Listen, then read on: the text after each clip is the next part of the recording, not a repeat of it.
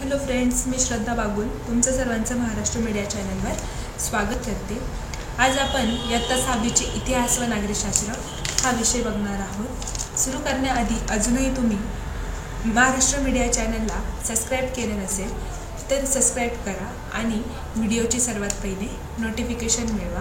Maharashtra media चॅनलवर 1ली ते 12वी पर्यंतचे सर्व विषयांचे व्हिडिओ तुम्हाला अवेलेबल होतील, तर नक्की बघा। तर आपण आज सुरू करूया। तर कालच्या व्हिडिओमध्ये आपण भारतीय उपखंड आणि इतिहास हा धडा अभ्यासला होता। आजच्या व्हिडिओमध्ये आपण इतिहासाची साधने हा धडा अभ्यासणार आहोत। तर सुरू करूया। तर आजच्या व्हिडिओमध्ये आपण अभ्यासणार आहोत इतिहासाची साधने। यामधील उपमुद्दे आहेत भौतिक साधने, लिखित साधने, मौखिक साधने, प्राचीन भारताच्या इतिहासाची साधने, इतिहास लेखनाबाबत घ्यायची काळजी। तर आपण सुरू करूया। आपल्या पूर्वजांनी वापरलेल्या अनेक वस्तू आजही अस्तित्वात आहेत। त्यांनी कोरून ठेवलेले विविध लेख आपल्याला सापडले आहेत। या साधनांच्या मदतीने आपल्याला इतिहास कळू शकतो। याशिवाय चालीरीती, परंपरा, लोककला, लोकसाहित्य, ऐतिहासिक कागदपत्रे यांच्या आधारे आपल्याला इतिहास कळतो। या सर्वांना इतिहासाची साधने असे म्हणतात। इतिहासाची साधने 3 प्रकाराची आहेत: भौतिक साधने, लिखित साधने आणि मौखिक साधने। इथे आपल्याला इतिहासाची साधनांची 3 प्रकार दिलेली आहेत। त्यामध्ये पहिला भौतिक साधने, दुसरं लिखित साधने आणि तिसरा मौखिक साधने आहे। तर आपण या 3 साधनांची सविस्तर माहिती घेऊया। त्यामध्ये आपण सगळ्यात पहिले साधनांच्या प्रकारामध्ये अभ्यासणार आहोत भौतिक साधने। दैनंदिन जीवनात माणूस विविध प्रकारच्या वस्तू वापरत असतो। पूर्वीच्या माणसाने वापरलेल्या अनेक वस्तू आज आपल्याला महत्त्वाची माहिती पुरवू शकतात। पुरातन वस्तूंमध्ये खापराच्या तुकड्यांचे आकार, रंग, नक्षी यांवरून ही भांडी कोणत्या काळातील असावी याचा अंदाज बांधता येतो। दागदागिने आणि इतर वस्तूंवरून मानवी समाजाच्या संबंधीची माहिती मिळते। धान्य, फळांच्या बिया आणि प्राण्यांची हाडे यांवरून आहाराची माहिती मिळते। वेगवेगळ्या काळात माणसाने बांधलेल्या घरांचे आणि इमारतीचे अवशेष सापडतात। याशिवाय नाणी, मुद्रा सापडतात। या सर्वांच्या साहाय्याने मानवी व्यवहारांची माहिती होते। या सर्व वस्तू किंवा त्यांचे अवशेष यांना इतिहासाची भौतिक साधने म्हणतात। यात आपल्याला सांगितलेलं आहे माणूस दैनंदिन जीवनामध्ये अनेक प्रकारच्या वस्तू वापरतो। त्यातून आपल्या ज्या पूर्वीच्या माणसांनी वापरलेल्या वस्तू आज आपल्याला महत्त्वाची माहिती पुरवू शकतात। पुरातन वस्तूंमध्ये खापराच्या तुकड्यांचे आकार, रंग, नक्षी यांवरून ही भांडी कोणत्या काळातील असावी याचा अंदाज आपल्याला बांधता येतो। दागिन्याने आणि इतर वस्तूंवरून समाजाच्या परस्परांशी माहिती मिळते आपल्याला। धान्य, फळांच्या बिया आणि प्राण्यांची हाडे यांवरून आहाराची माहिती मिळते।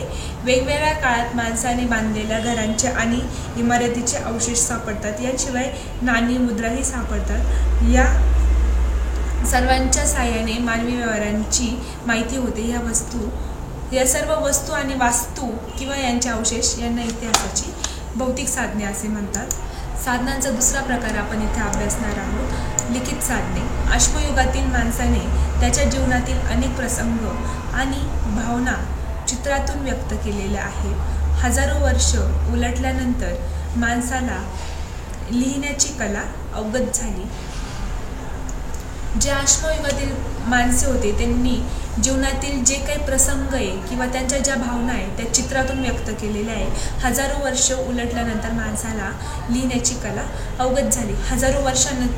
वर्ष उलटल्यानंतर माणसाला लिहिण्याची कला जी समजली किंवा त्यांच्या अंगी ती आली. माणूस सुरुवातीला प्रतीके, चिन्हे यांचा वापर नोंदी ठेवण्यासाठी करत असे. त्यांपासून लिपीचा विकास होण्यास हजारो वर्ष जावी लागली.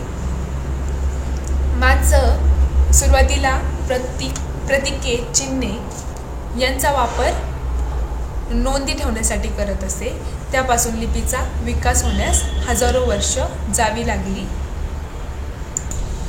सुरुवातीच्या काळात खापरे, कच्च्या विटा, झाडांच्या साली, भुर्जपत्रे यांसारख्या साहित्यांचा लिहिण्यासाठी उपयोग केला जाई. अशा प्रकारच्या साहित्यांवरील मजकूर एखाद्या अणकुचीदार साधनाने कोरलेले असे. अनुभव व ज्ञान जसजसे वाढत गेले तसतसे त्याने विविध पद्धतीने लेखन करण्यास सुरुवात केली. सभोवताली घडलेल्या घटना, दरबारी कामकाजांचे वृत्तांत इत्यादी माहिती लिहून ठेवण्याची पद्धत सुरू झाली. अनेक राजांनी आपल्या आज्ञा, निवाडे, दानपत्रे दगडांवर किंवा तांब्याच्या पत्र्यांवर कोरून ठेवली आहेत. कालांतराने वाङ्मयाचे अनेक प्रकार निर्माण झाले. धार्मिक, सामाजिक स्वरूपाचे ग्रंथ, नाटके, काव्य, प्रवास वर्णने तसेच शास्त्रीय विषयांवरील लेखन झाले. या साहित्यातून त्या काळाचा इतिहास समजण्यास मदत होते. या सर्व साहित्याला इतिहासाची लिखित साधने असे म्हणतात. तिसरा साधनांचा प्रकार आहे मौखिक साधने. ओव्या, लोकगीते, लोककथा यांसारख्या साहित्य लिहून ठेवलेले नसते. त्याचा कर्ता अज्ञान असतो. ते पिढ्यानपिढं जतन केलेले असते. अशा साहित्याला मौखिक परंपरेने जतन झालेले साहित्य असे म्हणतात. ओव्या, लोकगीते, लोककला यांसारखे लोकसाहित्यांचे प्रकार यांचा त्यात समावेश होतो. अशा प्रकारच्या साधनांना इतिहासाची मौखिक साधने म्हणतात. या धड्यातील पुढचा महत्त्वाचा मुद्दा म्हणजेच प्राचीन भारताच्या इतिहासाची साधने हा आपण अभ्यासणार आहोत. अश्मयुगीन काळापासून इसवी सनाच्या 8व्या शतकापर्यंतचा कालखंड हा भारताच्या इतिहासाचा प्राचीन कालखंड मानला जातो. भारतातील अश्मयुगाविषयीची माहिती पुरातत्त्वीय उत्खननातून मिळते. त्या काळात लिपीचा विकास झाला नव्हता. इसवी सन पूर्वी 1500 पासूनच्या प्राचीन इतिहासाविषयीची माहिती वेद वाङ्मयातून मिळते.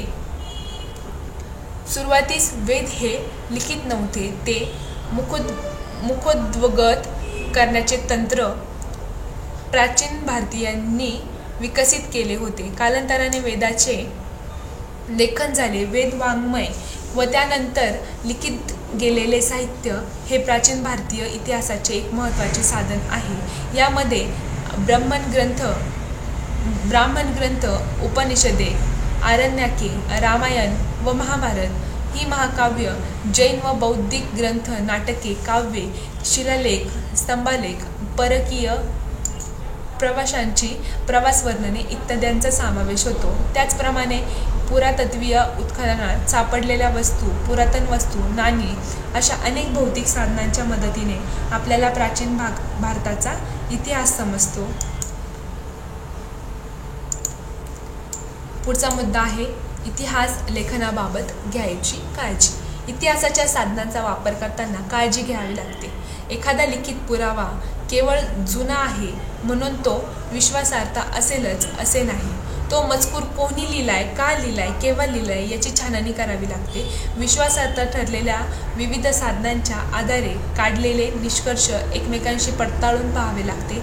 इतिहास लेखनात अशा चिकित्सेला फार महत्त्व आहे. इतिहासाच्या साधनांचा वापर करताना काळजी घ्यावी लागते. एखादा लिखित पुरावा केवळ जुना आहे म्हणून तो विश्वासार्ह असेलच असे नाही. म्हणजे एखादा जर इतिहास जुना आहे हे गृहीत झालं पण तो विश्वास म्हणजे त्याच्यावर आपण विश्वास ठेवू शकतो असं नाहीये. तो मजकूर कोणी लिहिलाय, का लिहिलाय, केव्हा लिहिलाय याची छाननी करावी लागते. याची आपल्याला तपासणी करावी लागते. विश्वासार्ह ठरलेल्या विविध साधनांच्या आधारे काढलेल्या निष्कर्ष एकमेकांशी पडताळून पाहावे लागते. इतिहास लेखनात अशा चिकित्साला फार महत्त्व असते. अशा प्रकारे आपण आपला इतिहासाची साधने हा पाठ अभ्यासलेला आहे. आपण पुढच्या व्हिडिओमध्ये भेटूया. धन्यवाद.